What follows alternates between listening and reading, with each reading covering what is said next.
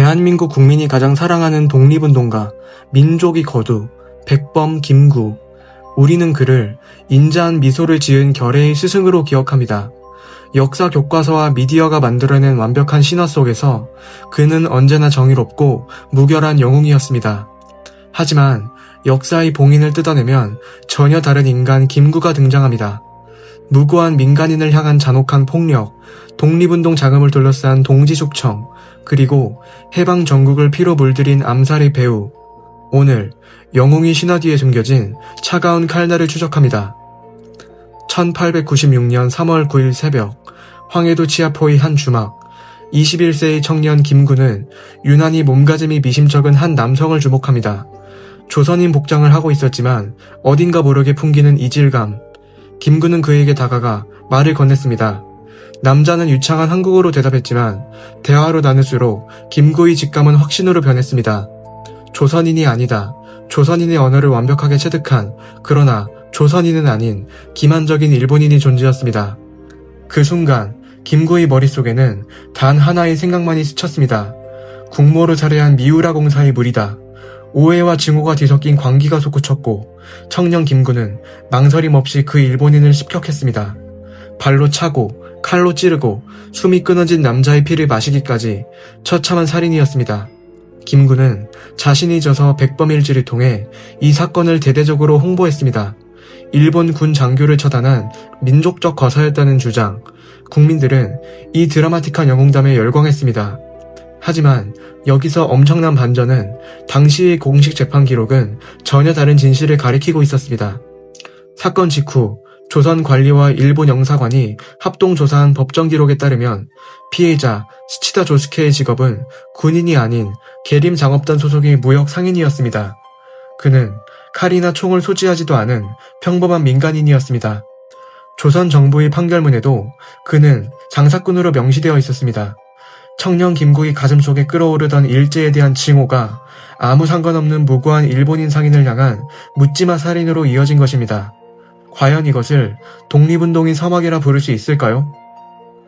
1919년 김구는 상하이 임시정부에 합류하며 경무국장의 자리에 오릅니다. 오늘날로 치면 정보기관의 수장이자 비밀경찰 총수였습니다.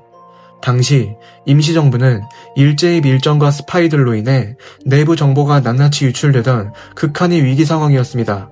김구는 조직을 지키기 위해 칼을 빼들었습니다. 이른바 정화작업. 그런데 그 칼날이 향한 곳은 일본인이 아닌 우리의 똑같은 조선인 동포들이었습니다. 당시 일제는 독립운동 진영을 무너뜨리기 위해 일본인 스파이를 심은 것이 아닌 수많은 조선인을 돈과 권력으로 매수해 밀정으로 심어두었습니다. 김구의 임무는 이 배신자들을 찾아내 처단하는 것이었습니다. 하지만 문제는 그 방식이었습니다. 정식 재판도 명확한 물증도 없었던 시절, 오직 의심과 심증만으로 밤거리에 피가 뿌려졌고 그 과정에서 무고한 동포들까지 밀정이라는 억울한 누명을 쓰고 소리소문 없이 사라져야 했습니다. 조국을 구한다는 명분 아래 행해진 통제되지 않은 잔혹한 사법살인이었습니다. 또한 당시 임시정부 내부에는 계파 갈등이 극심했습니다.